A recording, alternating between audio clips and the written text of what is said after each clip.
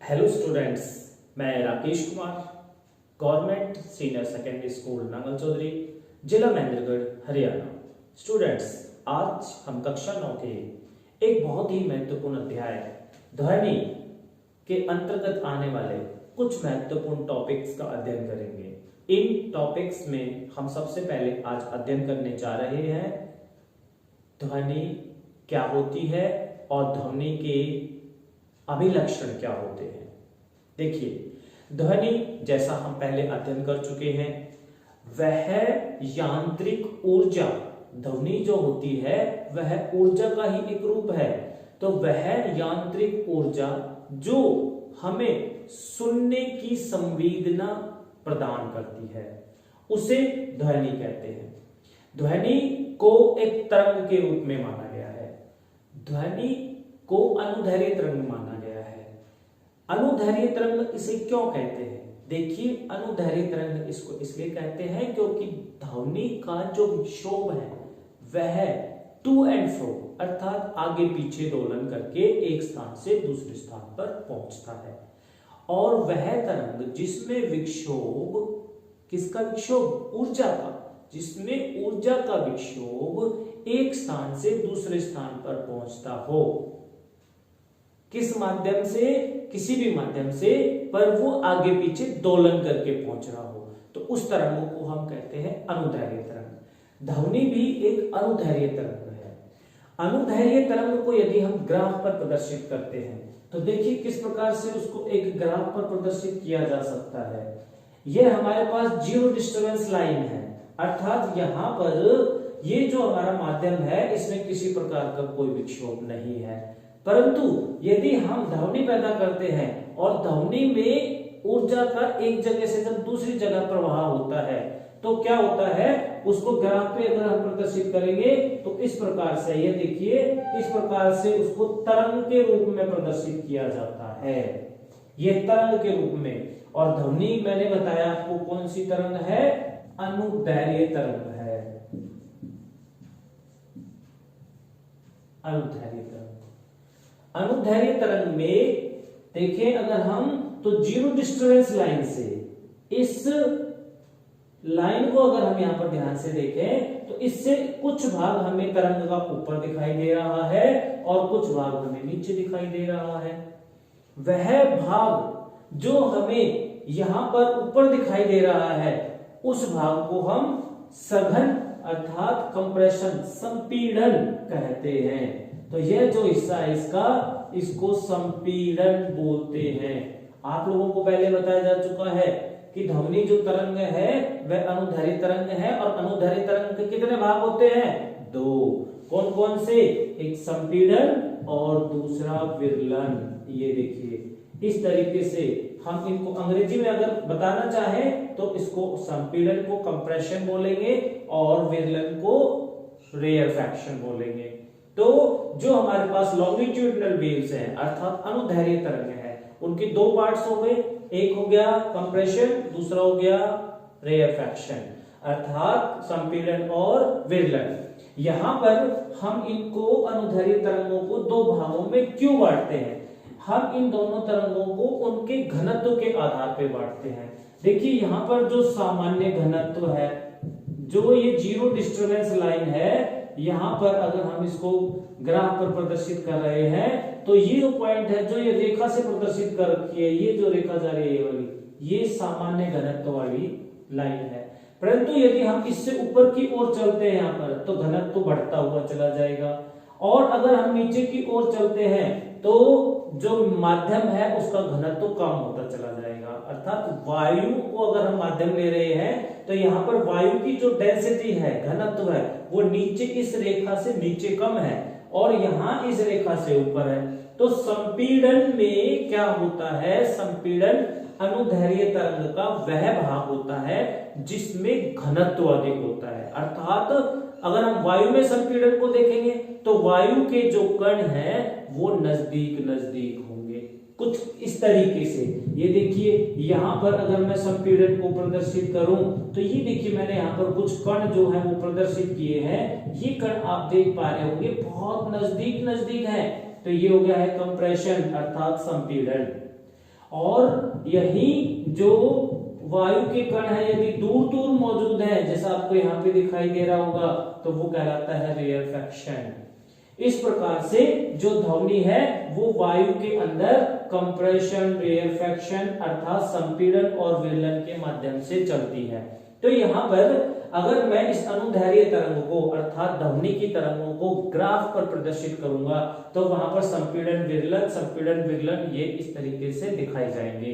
ये देखिए यहाँ पर यह संपीड़न हो गया, जो इस जीरो डिस्टर्बेंस लाइन अर्थात सामान्य घनत्व से ऊपर जो रेखा जा रही है, जो ग्राफ प्रदर्शित हो रहा है, वह संपीड़न को प्रदर्शित करेगा, और जो नीचे कर्व आ रहा है इसको हम विरलन बोलते हैं। ठीक है, तो इस प्रकार से संपीड़न विरलन ये किसी भी अनुदैर्घ्य तरंग के अंदर बनते चले जाते हैं। ये अगला यहाँ पर विरलन होगा। तो इस प्रकार अनुदैर्घ्य तरंग के दो भाग हो गए, एक संपीड़न और दूसरा विरलन। ठीक है, चलिए अब हम देखें कि जो अनुदैर्घ्य तरंग है अर्थात ध्वनि तरंग है, इनके अभिलक्षण कौन कौन से हैं। आइए हम चलते हैं अभी अभिलक्षण पर। अभिलक्षण, ध्वनि तरंगों के क्या अभिलक्षण है। ध्वनि तरंगों को यदि हम बताना चाहें अर्थात अनुदैर्घ्य तरंग के बारे में हम बताना चाहें तो कौन कौन से लक्षण को देखेंगे। देखिए सबसे पहले आएगा इसमें तरंग धैर्य। सबसे पहला है तरंग धैर्य। ये देखिए तरंग धैर्य। तरंग धैर्य को हम अंग्रेजी में वेवलेंथ कहते हैं। क्या कहते हैं इसको? वेवलेंथ। और वेव लेंथ अर्थात एक वेव की लेंथ, एक तरंग की लंबाई। एक तरंग कौन सी होगी ये हमें देखना होगा। आइए हम जरा ग्राफ में देखते हैं। देखिए अगर कोई वेव अर्थात तरंग यहां से बनना शुरू हुई है और वो ऐसे करके गई है, फिर यहां से आ गई है इधर तक, यहां से आकर के फिर विरलन बना उसमें, और विरलन से आकर के फिर यहां इस बिंदु पर पहुंच गई है। कौन से बिंदु पर? अगर वह ओ बिंदु से चली है और वो ए बिंदु पर पहुंच गई है, तो ए बिंदु पर पहुंचने के बाद उसने फिर से अपने आप को पहले वेव की तरह रिपीट करना शुरू कर दिया है। ये देखिए, तो यहां से रिपीटेशन शुरू हो गया है। जहां से वेव रिपीट करती है वहां पर एक वेव कंप्लीट हो जाती है। अर्थात ये जो तरंग है यहां से शुरू हो रही है ओ बिंदु से और ए बिंदु तक जाएगी। ए बिंदु के बाद दूसरी तरंग जो है वो शुरू हो जाएगी, और इस प्रकार से बहुत सारी तरंगें बनती हुई चली जाएगी। तो एक तरंग में दो भाग हो गए, एक संपीड़न और दूसरा विरलन। एक संपीड़न और विरलन अर्थात यहां से लेकर के ओ बिंदु से लेकर के और ए बिंदु तक एक तरंग है, और एक तरंग की जो लंबाई होती है, जो एक तरंग की लंबाई होती है वह कहलाती है वेवलेंथ अर्थात तरंग धैर्य। तरंग धैर्य किसको बोलेंगे? एक पूरी तरंग की लंबाई को तरंग धैर्य कहते हैं, अर्थात the length of one complete wave. एक तरंग की लंबाई। एक तरंग कहां से कहां तक है? देखिए जैसे मैंने अभी आपको बताया, यहां से लेकर के जहां से तरंग अपने आप को रिपीट करना शुरू कर रही है, पुनरावृत्ति कर रही है। यह तरंग यहां से चली थी, यहां पे आके खत्म हुई, फिर दूसरी बननी शुरू हो गई, फिर आगे चली गई। तो ये तरंग यहां से ओ से शुरू हुई, ए पे गई है, तो यहां ओ से लेकर के और ए तक की जो लंबाई है उसको हम तरंग धैर्य कहते हैं। तरंग धैर्य को हम प्रदर्शित करते हैं लैम्डा साइन से। ये लैम्डा संकेत है, लैम्डा संकेत से प्रदर्शित किया जाता है तरंग धैर्य को। तरंग धैर्य को यदि हम मापें तो इसकी जो एसआई इकाई होती है, एसआई यूनिट, एसआई इकाई, वह क्या होती है? वह होती है मीटर। हम तरंग धैर्य को मीटर में मापते हैं, जिसको छोटे एम से प्रदर्शित किया जाता है।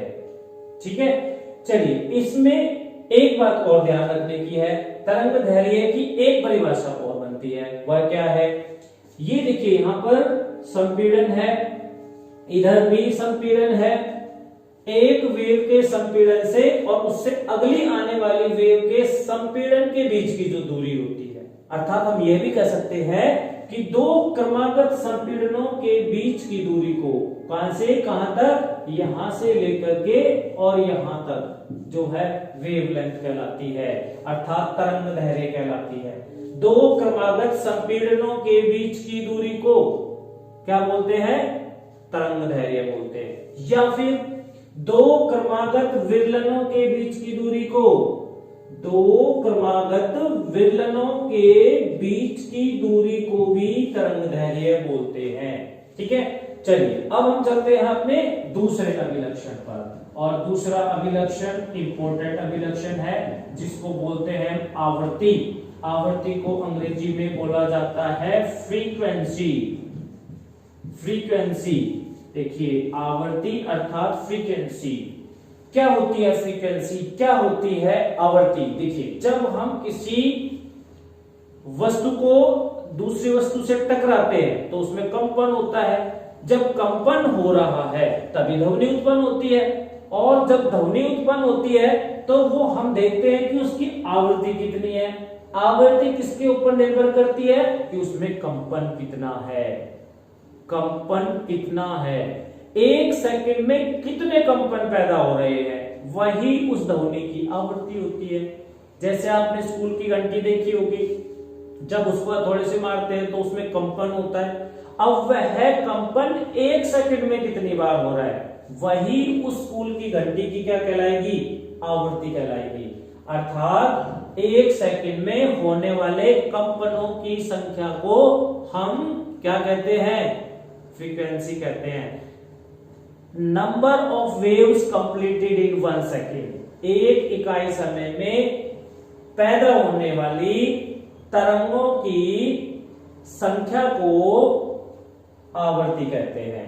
कितनी तरंग हम पैदा कर रहे हैं एक सेकंड में, इसको हम प्रदर्शित करते हैं न्यू साइन से। ये देखिए, न्यू हम संकेत है उससे प्रदर्शित करते हैं इसको, न्यू। और अगर हम इसकी एसआई इकाई की बात करें कि किस में मापेंगे आवृत्ति को, तो उसके लिए आप याद रखिए, इसको हम हर्ट्ज के अंदर मापते हैं, हर्ट्ज। और इसका संकेत है हर्ट्ज का HZ।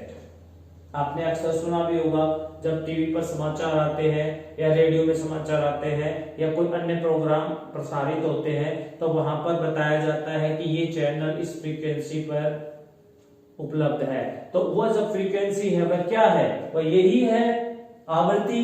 एक सेकंड में कितनी वाइब्रेशंस अर्थात कंपन पैदा किए जा रहे हैं, वो जो कंपनों की संख्या है एक सेकंड में, वही उसकी आवृत्ति है। टर्निंग फॉर्क लें और उसको यदि हम मेज के ऊपर टकराएं तो उसमें कंपन होने लगेगा। उसके कंपन एक सेकंड में कितने हो रहे हैं, वही उसकी आवृत्ति होगी। यदि किसी टर्निंग फॉर्क में एक सेकंड में 256 टाइम अगर कंपन हुआ तो हम कहेंगे कि उस टर्निंग फॉर्क की जो फ्रीक्वेंसी है वह है 256 हर्ट्ज है, 256 हर्ट्ज है। इसी प्रकार से टर्निंग फॉर्क की तरह ही आपके घर में आपने देखा होगा इस तरीके से चिमटा होता है ना, और उस चिमटे को यदि आप पकड़ के ऐसे जमीन पर या मेज पर मारते हैं तो उसकी जो ये प्रॉन्ग्स हैं अर्थात भुजाएं हैं, इन दोनों में कंपन होने लगता है। तो ये एक सेकंड में कितना कंपन हो रहा है, वह क्या कहलाएगा, वह कहलाएगा आवृत्ति, फ्रीक्वेंसी कहलाएगी। ठीक है, तो आवृत्ति को हमें अगर देखना है तो हमें किसी भी वस्तु के अंदर यह देखना होगा कि वह एक सेकंड में कितनी बार कंपन कर रही है, कितने कंपन एक सेकंड में वो पैदा कर रही है, वही उसकी आवृत्ति कहलाएगी। चलिए, इसके बाद हमारे पास तीसरा जो अभिलक्षण है वह है तरंग काल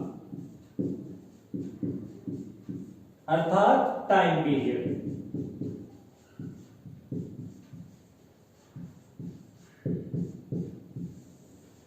देखिए, किसी भी तरंग को पैदा जब हम कर रहे हैं तो उसमें समय अवश्य लगेगा। किसी तरंग को पैदा करने में जो समय लगता है वही तरंग काल कहलाता है। और इसको हम ऐसे भी कह सकते हैं, किसी तरंग को किसी निश्चित स्थान तक जाने में जो समय लगता है वही तरंग काल कहलाता है। या ऐसे भी कहा जा सकता है किसी तरंग का किसी क्षेत्र के अंदर से गुजरने में जो समय लगेगा वह क्या कहलाएगा, उसका तरंग काल कहलाएगा, अर्थात टाइम पीरियड कहलाएगा। और तरंग काल को हम प्रदर्शित करते हैं कैपिटल टी से। इसका जो एसआई मात्रक होगा, एसआई इकाई होगी, वह होती है सेकंड। हम इसको सेकंड में प्रदर्शित करते हैं, एस लिख देंगे तो वह हो जाएगा हमारे पास सेकंड। तो तरंग काल आपको समझ आया होगा, वह काल जो एक तरंग को पूरा होने में लगता है, ऐसे भी कह सकते हैं, अर्थात the time required to complete one wave, एक वेव को पूरा करने में, एक तरंग को पूरा करने में जो समय लगेगा तरंग काल कहलाएगा। बताया आपको, इसको टी से प्रदर्शित करेंगे, कैपिटल टी, और इसका संकेत रहेगा सेकंड, सेकंड में इसको लिया जाएगा। देखिए तरंग काल को जानने के बाद हम देखते हैं कि आवर्ती और तरंग काल इन दोनों में क्या संबंध है। इन दोनों में एक विशेष संबंध है। यदि हमें इनमें से एक पैमाना दे दिया जाए, आवर्ती दे दी जाए तो हम तरंग काल बता सकते हैं, तरंग काल दे दिया जाए तो आवर्ती निकाल सकते हैं। वो कब निकाल सकते हैं, क्योंकि इन दोनों में एक संबंध है। आइए देखते हैं वह संबंध क्या है। देखिए आवर्ती जो होती है वह होती है न्यू आवर्ती। आवर्ती किसके बराबर होगी, अनुक्रमानुपाती होगी तरंग काल के। ये देखिए frequency is reciprocal to time period, अर्थात आवर्ती बराबर 1/, आवर्त काल। ये यहाँ पर संबंध है इन दोनों के अंदर। तो यदि आपको समय दे दिया जाए, समय दे दिया जाए अर्थात आवर्त काल दे दिया जाए, और आपसे पूछ लिया जाए कि बताइए आवर्ती कितनी है तरंग की, किसी तरंग का समय दे करके कि इस तरंग को यहां से यहां जाने में इतना समय लगा, बताइए इसकी आवर्ती कितनी है, तो आप निकाल सकते हो। यदि आपके पास आवर्त काल है तो आप उसकी आवर्ती को आसानी से निकाल सकते हो। आवर्ती बराबर होगा 1/, आवर्त काल। ठीक है, चलिए इसके बाद हम चलते हैं अपने चौथे अभिलक्षण की ओर, और अगला अभिलक्षण हमारा नंबर होगा 4। क्या होगा देखिए, वह होगा तरंग का आयाम। आयाम को हम अंग्रेजी में बोलते हैं amplitude, amplitude of the wave. यह क्या होता है, देखिए एम्पलीट्यूड ऑफ द वेव किसी भी जीरो डिस्टरबेंस लाइन से, ये जो रेखा है जिसको हम सामान्य घनत्व वाली रेखा कह रहे हैं, इस रेखा से संपीड़न में ऊपर की ओर अधिकतम विस्थापन कितना है, और विरलन में इस रेखा से नीचे की ओर अधिकतम विस्थापन कितना है, वह अधिकतम विस्थापन ही क्या कहलाता है, आयाम कहलाता है। क्या होगा आयाम, सामान्य घनत्व वाली रेखा से संपीड़न में ऊपर की ओर अधिकतम विस्थापन और विरलन में नीचे की ओर अधिकतम विस्थापन क्या कहलाता है, आयाम कहलाता है। अर्थात the maximum displacement from the zero disturbance line, zero disturbance line से मैक्सिमम डिस्प्लेसमेंट कितना हो रहा है किसी तरंग में, वह उसका आयाम कहलाता है। इसको हम प्रदर्शित करते हैं कैपिटल लेटर ए से, ए से प्रदर्शित किया जाएगा इसको। और यदि हम इसमें यह बताना चाहें कि इसको किस इकाई में मापा जाता है, तो देखिए इसको मापा जाएगा मीटर के अंदर। इसकी जो इकाई रहेगी मीटर रहेगी। मीटर में हम मापेंगे आयाम को कि यहां से यहां तक कितना मीटर। अगर कोई तरंग का आयाम कम है तो मीटर की बजाय हम उसको सेंटीमीटर, मिलीमीटर या नैनोमीटर में भी माप सकते हैं। ये अब हम चलते हैं अपने अगले अभिलक्षण की ओर, और हमारा अगला अभिलक्षण है तरंग का वेग। तरंग का वेग देखिए, अर्थात वेलोसिटी ऑफ वेव। वेलोसिटी यह क्या होती है, वेलोसिटी कोई भी तरंग यदि एक इकाई समय में, कोई भी तरंग यदि इकाई समय में कितना विस्थापन कर रही है, वह उस तरंग का वेग कहलाता है। अर्थात वेलोसिटी ऑफ वेव क्या कहेंगे, the displacement covered by the wave per unit time is called velocity. एक इकाई समय में, एक इकाई समय में अर्थात 1 सेकंड में कोई भी वेव अर्थात तरंग कितनी दूरी तय कर रही है किसी दिशा में, अर्थात कोई तरंग कितना विस्थापित हो रही है दिए हुए समय में, इकाई समय में, वह उसका वेग कहलाता है, तरंग का वेग कहलाता है। और तरंग के वेग को अगर हम प्रदर्शित करें तो वेग बराबर क्या होता है, वेग बराबर होता है विस्थापन बटे समय, विस्थापन बटे समय। अर्थात अगर हम वेग को संकेत से प्रदर्शित करें तो इसका संकेत होता है v, v संकेत से, कैपिटल V उससे प्रदर्शित किया जाएगा। तो यहां पर देखिए वेग का हमारे पास एक सूत्र भी बन जाता है, v बराबर वेग अर्थात v बराबर आ जाएगा विस्थापन अर्थात डिस्प्लेसमेंट, जिसको हम s संकेत से प्रदर्शित करते हैं, और बटे में क्या है समय, समय को किससे प्रदर्शित करते हैं, t से प्रदर्शित करते हैं। तो यह हमारे पास एक सूत्र यहां पर बन जाता है तरंग के वेग का। यदि हमें किसी तरंग का वेग निकालना है कि कितना है, तो हमें देखना पड़ेगा कि वह तरंग कितना विस्थापन दिखा रही है, किसी एक निश्चित दिशा में कितनी दूर जा रही है, वेग कितनी दूरी तय की है उसने, और समय कितना समय लगा उसको वह दूरी तय करने में किसी निश्चित दिशा में, वह कहलाएगा हमारे पास तरंग का वेग। तो इस प्रकार तरंग का वेग निकाल सकते हैं। इसकी अगर हम एसआई इकाई की बात करते हैं, अर्थात इकाई अगर हम इसकी देखें तो वह होता है मीटर प्रति सेकेंड। ये देखिए मीटर प्रति सेकेंड, जो विस्थापन है उसका हो जाएगा मीटर, और अपॉन में क्या है टाइम, टाइम में क्या होता है सेकेंड होता है, तो मीटर प्रति सेकेंड यहां पर इसकी इकाई हो जाएगी, किसकी, तरंग के वेग की एसआई इकाई, मीटर प्रति सेकंड।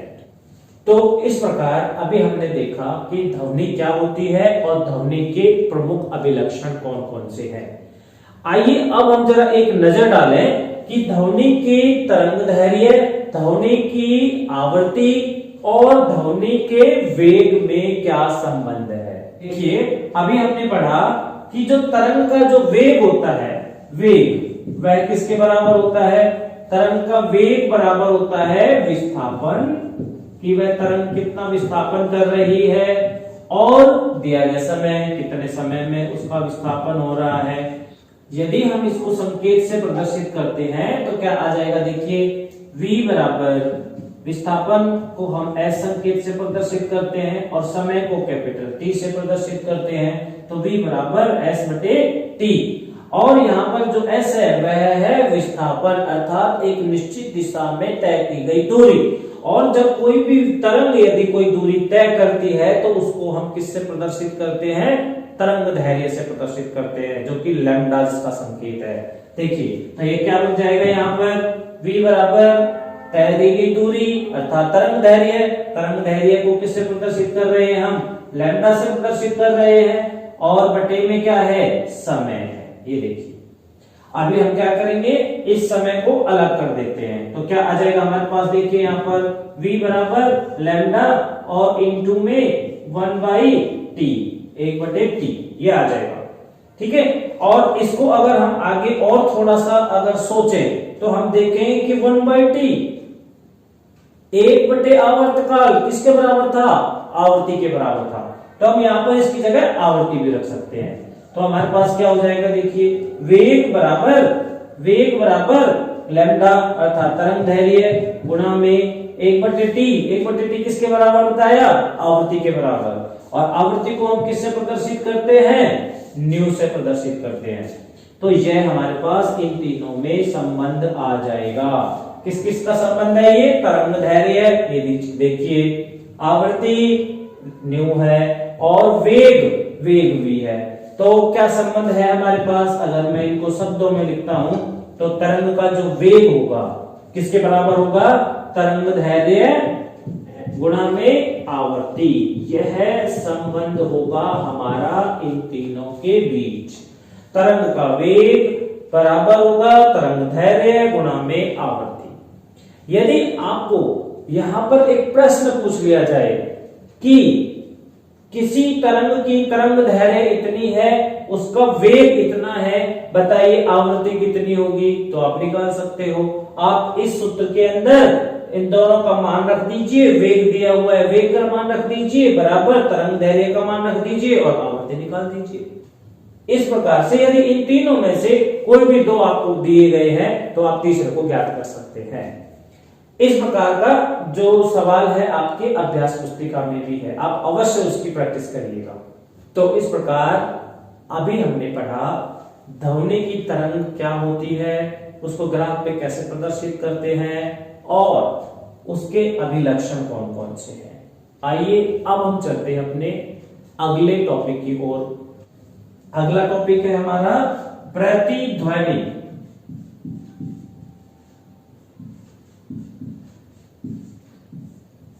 प्रति अर्थात कॉपी, जैसे हम फोटोकॉपी करवाते हैं ओरिजिनल की एक और वैसी हूबहू कॉपी हमारे सामने निकल जाती है फोटोस्टेट मशीन से, वैसे ध्वनि की प्रति अर्थात एक ध्वनि जो हमने पैदा की है उसकी जैसी ही दूसरी ध्वनि, वही कहलाती है प्रतिध्वनि। आपने सुना होगा, कई बार देखा होगा आपने कि हम कहीं पहाड़ों के बीच में किसी घाटी में खड़े हैं और वहां जोर से चिल्लाए तो वहां पर हमारे जैसे चिल्लाने की आवाज थोड़ी देर के बाद वापस आती है। ऐसा ही आपने अक्सर देखा होगा कि जो बड़े बड़े हॉल होते हैं, सिनेमाघर होते हैं, ऑडिटोरियम होते हैं, वहां पर जब हम बोलते हैं तो थोड़ी देर के बाद हमारे जैसी ध्वनि जो हमने बोला है वही वापस से हमें सुनाई पड़ता है। क्या आपने सोचा है कि ऐसा क्यों होता है? ऐसा इसलिए होता है कि जो हम ध्वनि सुनते हैं उसकी संवेदना हमारे मस्तिष्क में 0.1 सेकंड तक बनी रहती है। कितने सेकंड तक बनी रहती है? 0.1 सेकंड तक हमारे मस्तिष्क में ध्वनि की संवेदना बनी रहती है। जो ध्वनि हम सुन रहे हैं हमारे मस्तिष्क में 0.1 सेकंड तक उसकी संवेदना बनी रहेगी। तो अभी जो आवाज बोली गई है वो संवेदना आपकी गई अंदर, वो बनी हुई है 0.1 सेकंड तक। यदि इतने ही टाइम में कोई दूसरी ध्वनि अगर हमें सुनाई पड़ जाए वह ध्वनि कहलाएगी प्रतिध्वनि। यदि इतने ही समय में यदि हमारी वही ध्वनि टकरा करके वापस आ जाए तो जो ध्वनि हमें सुनाई पड़ेगी वह कहलाएगी प्रतिध्वनि। अर्थात हम ये कह सकते हैं कि यदि हमने किसी ध्वनि को पैदा किया और वो ध्वनि पैदा होकर के गई, जाने के बाद सामने किसी से टकरा करके और 0.1 सेकंड के बाद यदि वो वापस आ गई तो क्या होगा कि पहली ध्वनि जो हमारे मस्तिष्क में 0.1 सेकंड तक बनी हुई थी और दूसरी वो टकरा के वापस आ गई है, तो दोनों ध्वनि हमें एक जैसी सुनाई पड़ेगी। इसको हम बोलते हैं प्रतिध्वनि। और आपने ऐसी प्रतिध्वनि सुनी भी होगी, कहां पर? कुएं के मुंह पर सुनी होगी। जो गहरे कुएं होते हैं वहां पर अगर उसके मुंह पर जाकर के कोई ध्वनि की जाए या ताली बजाई जाए तो उसकी ध्वनि जो है वो थोड़ी देर के बाद हमें सुनाई पड़ती है। यदि हम प्रतिध्वनि को अंग्रेजी में बताना चाहें तो उसको इको कहा जाता है। इको, देखिए हमने यहां से, ये देखिए हमने यहां से ध्वनि पैदा की, ये ध्वनि पैदा की हमने यहां से। जब हम इस ध्वनि को देखें और आगे कोई बड़ा हॉल या कोई दीवार है तो हमारी ध्वनि क्या होती है? जाती है, इस प्रकार से जाएगी, जाकर के उससे टकराती है दीवार से और टकराने के बाद उसका रिफ्लेक्शन होगा अर्थात परावर्तन होगा और ध्वनि का जब परावर्तन होगा वो वापस लौट करके हमारे कान तक आएगा। अर्थात जो ध्वनि गई है वह टकरा करके वापस आती है और जो वापस आई हुई ध्वनि है वह हमें दोबारा से सुनाई पड़ती है। उसी ध्वनि को जो टकरा करके वापस आ गई है हमारे कानों तक प्रतिध्वनि अर्थात इको कहते हैं। ठीक है, इको को सुनने के लिए अर्थात प्रतिध्वनि को सुनने के लिए कितना समय अंतराल होना चाहिए? वह समय अंतराल है 0.1 सेकेंड, क्योंकि 0.1 सेकेंड तक हमारे मस्तिष्क में वास्तविक ध्वनि जो पैदा की गई थी उसकी संवेदना बनी रहती है। इसलिए जो ध्वनि लौट कर आ रही है अर्थात परावर्तित होकर के आ रही है वह हमें सुनाई पड़ेगी। इस प्रकार किसी सतह से टकरा करके जो ध्वनि वापस आती है परावर्तित होकर के और हमें दोबारा से पुनः सुनाई पड़ती है उसको हम कहते हैं प्रतिध्वनि अर्थात इको बोला जाता है। देखिए यहाँ पर मैं आपको एक बहुत ही महत्वपूर्ण बात बताने जा रहा हूं। यदि हमें किसी प्रतिध्वनि को सुनना है तो प्रतिध्वनि को सुनने के लिए हमें किसी भी सतह से कितनी दूर खड़ा होना होगा कि हमें प्रतिध्वनि सुनाई पड़ जाए। यदि आप नजदीक खड़े होंगे, आपस में नजदीक खड़े हैं, किसी दीवार के नजदीक खड़े हैं तो आपको प्रतिध्वनि सुनाई नहीं पड़ेगी। तो वह कम से कम कितनी दूरी हो कि हमें प्रतिध्वनि सुनाई पड़े। देखिए अभी हमने देखा कि हमारे मस्तिष्क में जो प्रतिध्वनि है उसको सुनने के लिए और जो ओरिजिनल ध्वनि है उसको सुनने में उन दोनों के बीच का जो अंतर है, वर्ग अंतराल है, समय अंतराल है, उन दोनों के बीच का जो समय अंतराल है वह 0.1 सेकंड का होना चाहिए। तो यहाँ पर हमारे पास जो समय है वह तो आ गया है, कितना होना चाहिए 0.1 सेकंड होना चाहिए समय। लेकिन अगर हम दूरी निकालना चाहें कि कितनी दूर है हमें तो उसके लिए हमें क्या लेना होगा। देखिए समय बराबर क्या होता है, समय बराबर होता है दूरी बटे 4। ये देखिए दूरी बटे 4। और यदि हमें दूरी निकालना है कि कितनी दूरी है तो हमारे पास समय भी हो और चाल भी हो, दोनों होंगे तो हम वहां पे निकाल पाएंगे कि कितनी दूर होना चाहिए। तो मैं यहाँ पर देखिए दूरी का सूत्र लिख रहा हूं, दूरी बराबर अगर मुझे दूरी निकालनी है तो समय गुणा चाल। कितना समय लग रहा है किसी ध्वनि को जाने में और कितनी चाल से वह ध्वनि चल रही है। यदि हमारे पास ये दोनों चीज हैं तो हम वहां पे दूरी निकाल सकते हैं। समय यहाँ पर हमारे पास है 0.1 सेकेंड। ये देखिए 0.1 सेकेंड। अब हमें क्या चाहिए, चाल। चलिए मैं यहाँ पर 22 डिग्री सेल्सियस ध्वनि की चाल ले लेता हूं। देखिए यदि तापमान 22 डिग्री सेल्सियस है तो ये जो ध्वनि जा रही है इसकी चाल 344 मीटर प्रति सेकेंड होगी वायु के अंदर। वायु में 22 डिग्री सेल्सियस पर ध्वनि की चाल 344 मीटर प्रति सेकेंड होती है। तो यहाँ पर हम ध्वनि की चाल रख देते हैं 344 मीटर प्रति सेकेंड। और अब हम यहाँ पर निकालना चाहें दूरी कि हमें प्रतिध्वनि को सुनने के लिए कम से कम दीवार से कितनी दूर खड़ा होना होगा। देखिए यहां पर हम इसको हल कर सकते हैं तो हमारे पास आ जाएगा 34.4 मीटर। अर्थात जो हमने यहां ध्वनि पैदा की है वह ध्वनि गई और जाकर के टकराने के बाद हमारे कान तक आई तो उसने यहां से जाकर के और सतह से टकरा करके वापस आने में कितनी दूरी तय कर ली है, 34.4 मीटर दूरी तय कर ली है।